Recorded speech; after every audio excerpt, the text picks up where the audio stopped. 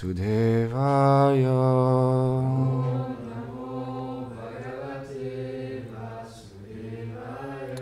Om Namo Bhagavate Vasudevaya.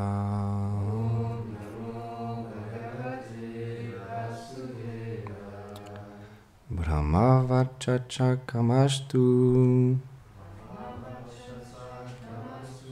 Yajeta Brahmana Patim Indram Indriya Kamastu Prajakama Prajapatin. Shri Sukadev dit: celui qui désire acquérir la connaissance de Brahma doit adorer le Seigneur Brahma, le précepteur des Brahmanas. Pour acquérir la force des sens, on doit adorer Indra. Celui qui désire une progéniture doit gagner la faveur des Prajapatis, les demi-dieux en charge de la procréation dans l'univers. Commentaire. Srila Vishwanath Chakravarti Thakur cite Shukadev.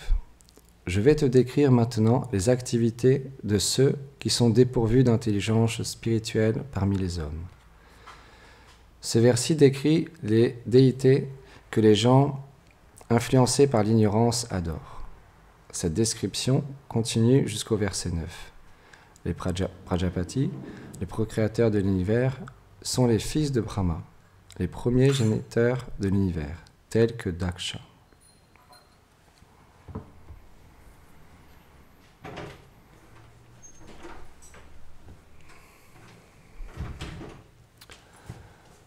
Om Ganati Mirandasya Ghanam Jara Sharakaya Shakshu Militam Yena Tasme Shri Gurave Namaha Namam Vishnu Padaya Krishna Preshtaya Bhutare Shrimati Bhaktivedanta Swami Niti Namine Namaste Sarasvati Deve Gauravani Pracharine Nirveshesha Shunyavadi Pashyatya Deshatarine.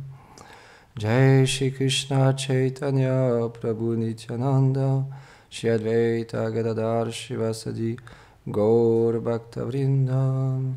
Hare Krishna Krishna Krishna Hare Hare Hare Rama Rama Rama Hare Hare Vrindaye Tulasi Devyai Priyaye Keshavasya Cha Krishna Bhakti Pratadevi Satyavate Namo Namaha. Vanchakarpatarubhyacha Kripa Sindhu Vyahevacha Patitanam Pavanebhyo Vaishnavebhyo Namo Namaha. Avant de commencer à parler, j'implore les bénédictions de mon maître spirituel, ainsi qu'à Govinda Maharaj et à toutes les dévotes et les dévots ici assemblés, pour pouvoir glorifier le Seigneur suprême.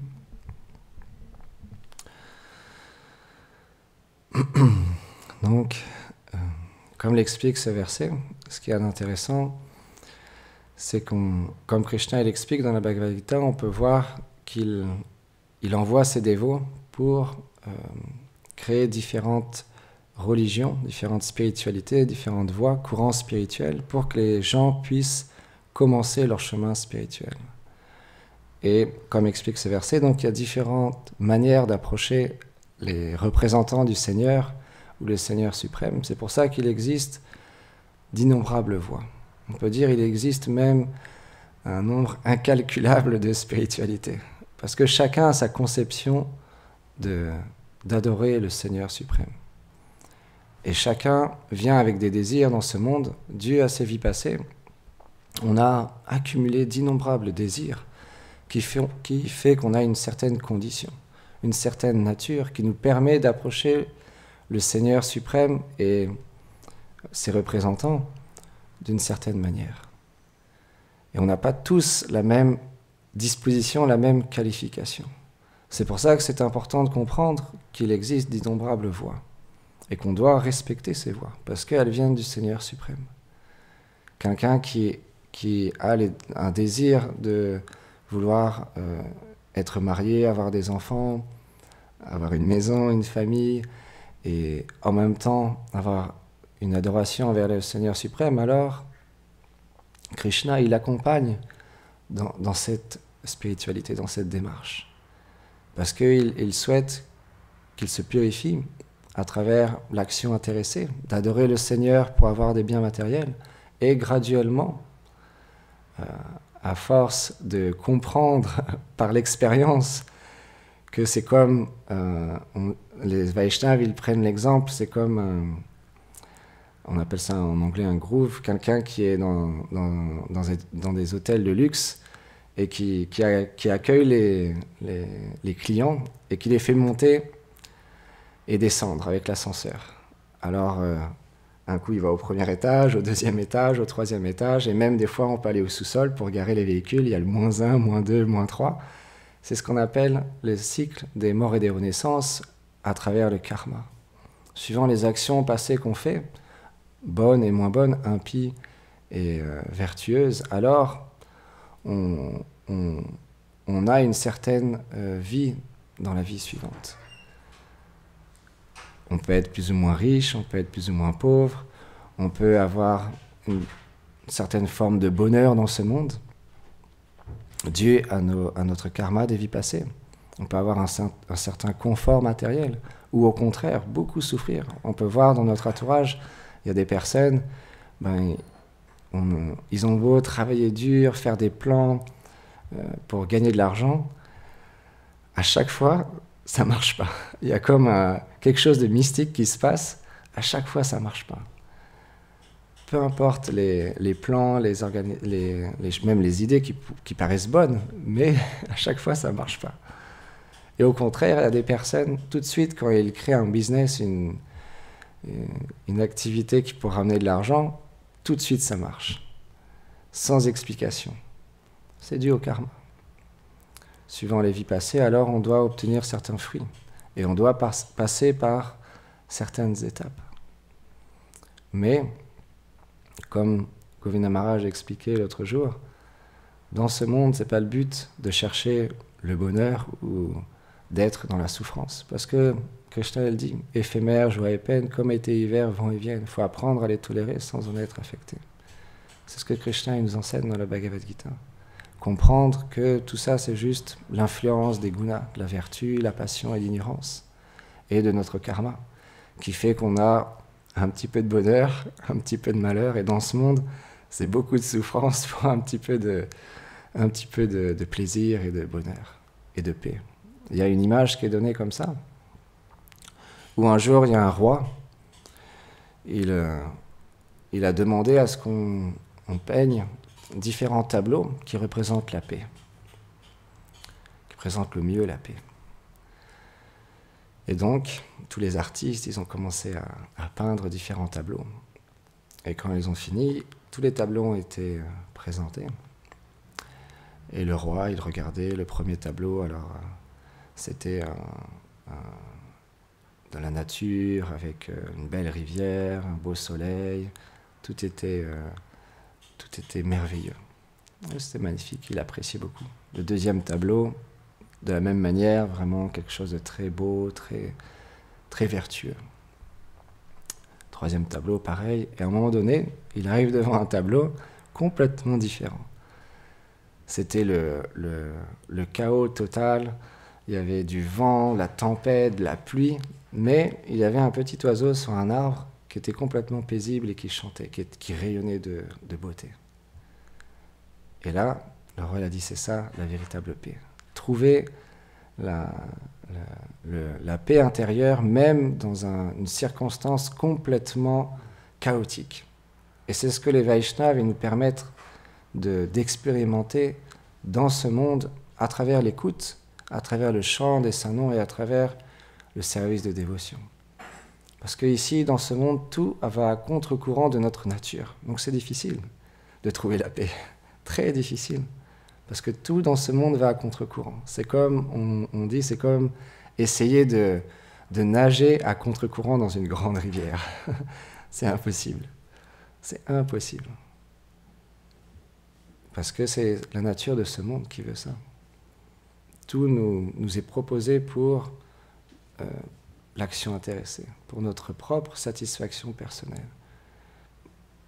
On ne parle pas dans les médias, dans les journaux, à la télévision, de comment se libérer de l'esclavage matériel et de la gratification des sens. Nulle part on en parle. Il n'y a que dans les livres saints, les livres spirituels, où le Seigneur lui-même et ses représentants expliquent qu'est-ce que ce monde, pourquoi ce monde a été créé, depuis combien de temps on est dans ce monde et comment en sortir. Le processus pour sortir de ce cycle des morts et des renaissances. Et le Seigneur lui-même envoie ses représentants pour permettre aux gens de se purifier à travers différentes religions, différentes voies, qui permettent aux êtres graduellement, comme on dit, c'est comme grimper un escalier à une échelle. Il faut bien commencer quelque part. On ne peut pas juste sauter en haut de l'échelle et attraper le dernier morceau de bois qui est à l'échelle pour pouvoir atteindre la perfection. Il faut bien se purifier. Il faut bien commencer quelque part. C'est pour ça qu'il y a différentes étapes pour atteindre l'éveil spirituel.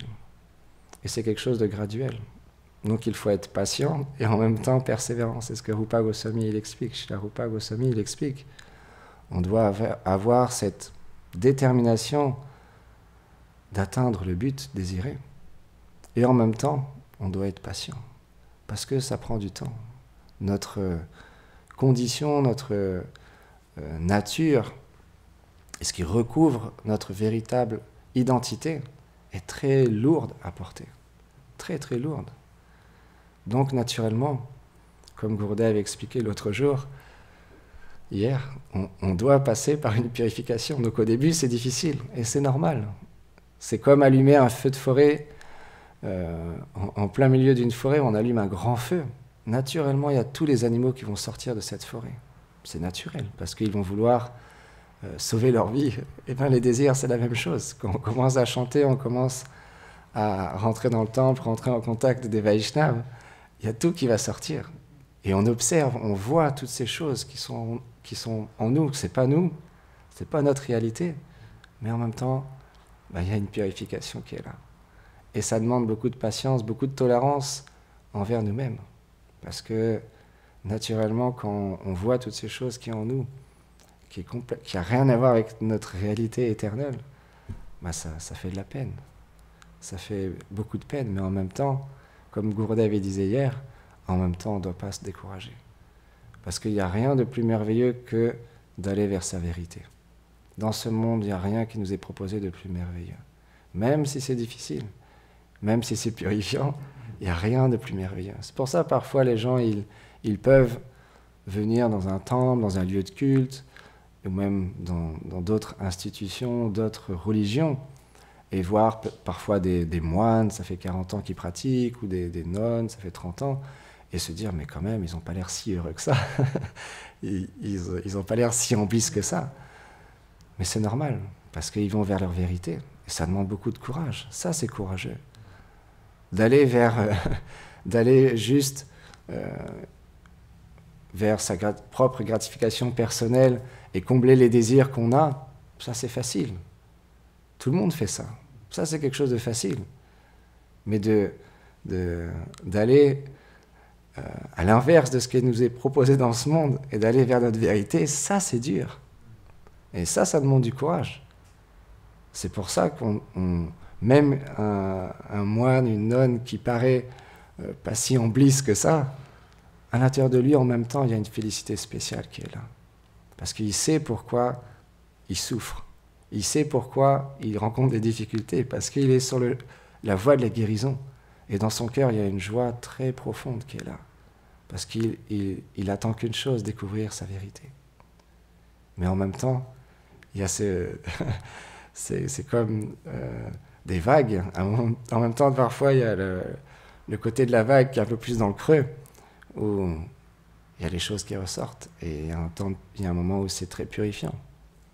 Mais c'est pour ça qu'il faut étudier. Srila Rupa Goswami, il nous a donné tout, dans ce livre merveilleux de Upadeshamrita, il nous a donné tous les outils pour pouvoir comprendre ce qui nous arrive et pouvoir l'analyser et pouvoir aussi accepter qu'on est dans un chemin de guérison. C'est comme un hôpital, comme David disait hier, c'est comme un hôpital, le temple, où on est des patients et on apprend auprès du docteur comment guérir de toutes ces maladies qu'on a. Mais ça, c'est merveilleux, parce que guérir pour aller vers la vérité, et la vérité, elle est belle, parce que les descriptions que nous donnent les acharyas, c'est juste merveilleux. Et c'est juste même, c'est notre nature même que d'être dans ce lieu-là, et de pouvoir offrir un service au couple divin à travers ses représentants éternels, ses associés éternels. Et juste un petit service. Je me rappelle, il y a quelques années, dans une classe, il y avait quelque chose qui m'avait vraiment marqué, qui est très beau. Gurudev, encore une fois, il expliquait quelque chose de vraiment merveilleux, que on ne peut même pas s'imaginer, si même on pouvait juste pouvoir un instant goûter ce que juste un brin d'herbe expérimente à Vraj, on tomberait inconscient. Tellement c'est énorme la félicité. Et après, il disait juste l'extase qu'un bourdon et un brin d'herbe goûtent en s'étreignant et en se remémorant Krishna, en goûtant Krishna dans cette étreinte. C'est un festival d'amour, de prème, qui est indescriptible. On peut juste le comprendre avec l'expérience. Mais nous, en tant que sadhaka, entendre ces descriptions, ça nous amène le désir de vouloir un jour avoir cette expérience. Et le Seigneur lui-même, il vient dans ce monde pour nous apprendre le service de dévotion, en tant que Shri Chaitanya Mahaprabhu. Et il vient dans ce monde. Il y a tout juste 550 années. C'est peu. Et encore, on va en Inde, on y a été très récemment.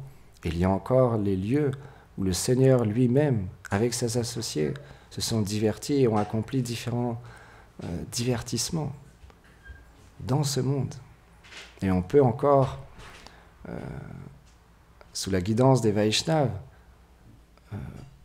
aller dans ces lieux et pouvoir nourrir notre dévotion, parce que le Dham, c'est très puissant. Ça nourrit la foi. Et le Seigneur lui-même, quand il vient dans ce monde, il vient avec tous ses associés. Et son frère adoré, Nityananda, qui est pour nous extrêmement important. Comme on va célébrer l'apparition du Seigneur Nityananda, c'est tellement merveilleux de se préparer à ces jours tellement auspicieux, sans raconter trop non plus, parce que il y a tellement de divertissements et de beaux divertissements, mais en même temps, c'est tellement merveilleux que même si on les répète plusieurs fois, c'est pas très grave. Parce que Nityananda, il est le Guru Tattva, il est le maître spirituel, et il est connecté à Nityananda. Il est mis en pouvoir par Nityananda.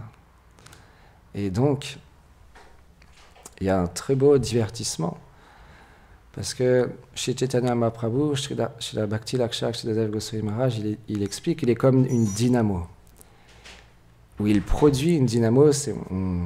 Quand on a un vélo, alors je ne sais pas si ça se fait encore maintenant, mais en pédalant, ça crée de la lumière.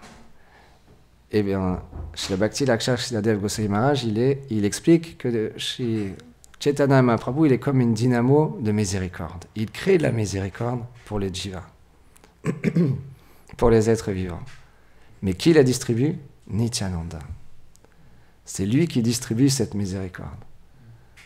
Et il y a un très beau chant que Srila Bhaktivinoda Thakur a écrit, où il explique Nityananda a cassé ce barrage pour partager le chant du Mahamantra, les gloires de son Seigneur adorable, Chaitanya Mahaprabhu.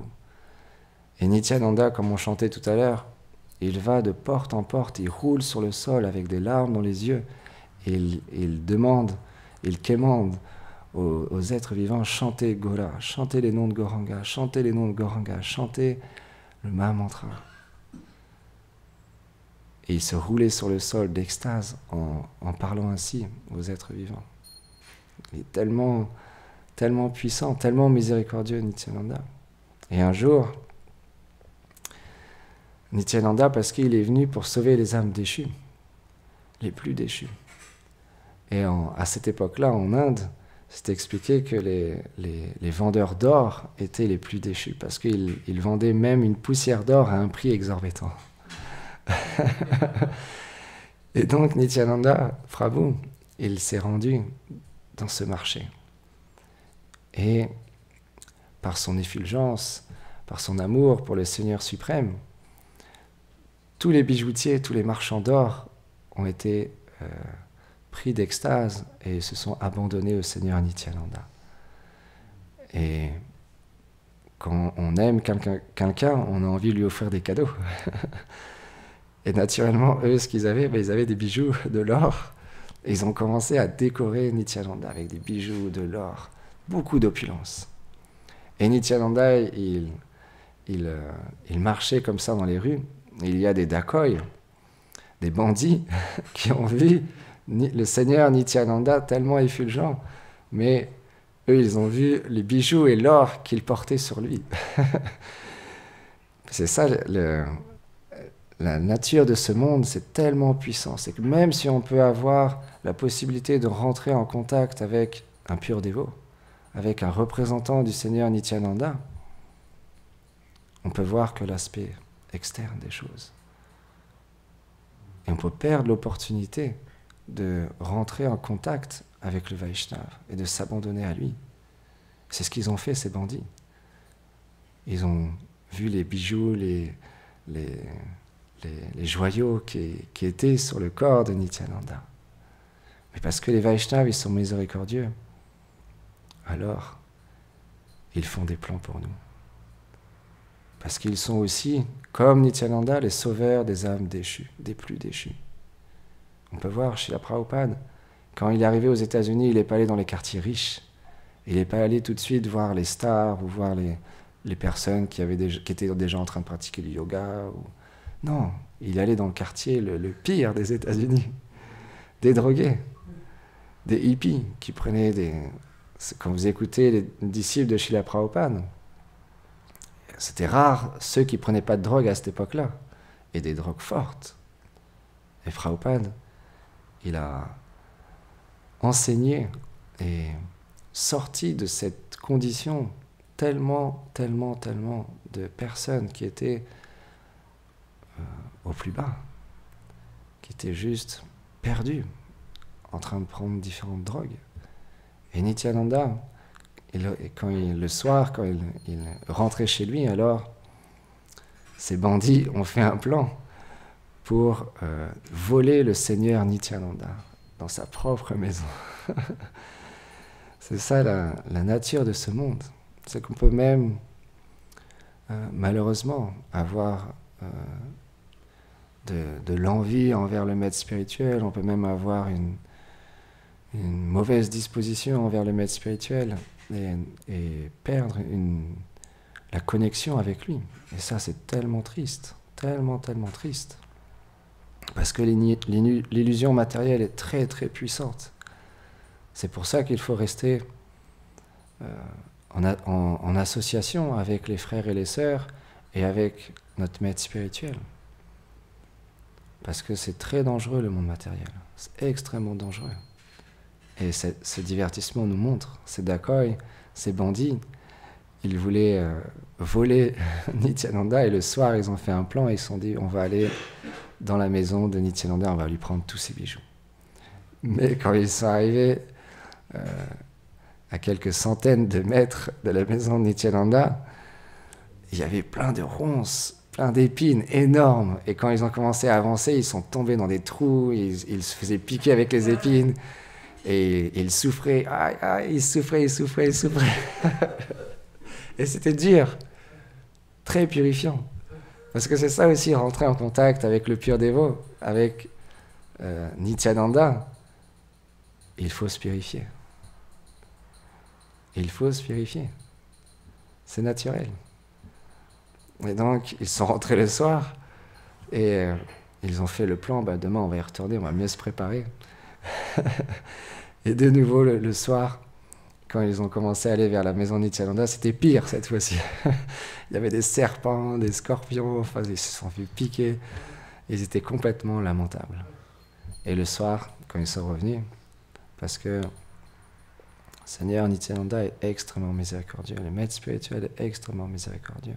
Même si on l'attaque, même si on fait tellement de choses qui n'ont rien à voir avec notre réalité, et dû à notre conditionnement, on s'écarte de nombreuses fois du chemin de la dévotion, et notre mental nous emporte à droite et à gauche, mais le maître spirituel, il continue à nous guider, à nous ramener sur le droit chemin. Comme expliquait Govinda Maharaj l'autre jour, ces deux chemins de fer, Yashodhara nous a envoyé la photo, où on voit un chemin de fer tout droit et un autre chemin de fer avec plein de zigzags à droite à gauche. Et on a souvent tendance à prendre ces zigzags, malheureusement, dû à notre conditionnement. Mais le maître spirituel, il nous ramène. C'est comme l'histoire avec le scorpion. C'est la nature du maître spirituel de nous ramener. Parce qu'il ne peut pas faire autrement. Parce qu'il est Karuna Sindhu. Il est notre plus grand ami. Celui qui nous veut le plus grand bien. Parce qu'il veut qu'on retrouve notre réalité. Notre identité. Notre véritable soi. Et Nityananda Prabhu, à travers Durga Devi, parce que c'était des adorateurs de Durga, ces bandits, ils avaient promis à Durga Devi de lui offrir des sacrifices, etc. Et donc ils se demandaient, mais pourquoi ça ne marche pas? Comment ça se fait qu'on n'arrive pas à avoir ce trésor, ce butin pour offrir à Durga Devi? Mais Durga Devi leur est apparue en rêve au chef des dacoits, des bandits. Il lui a dit, mais tu es un fou.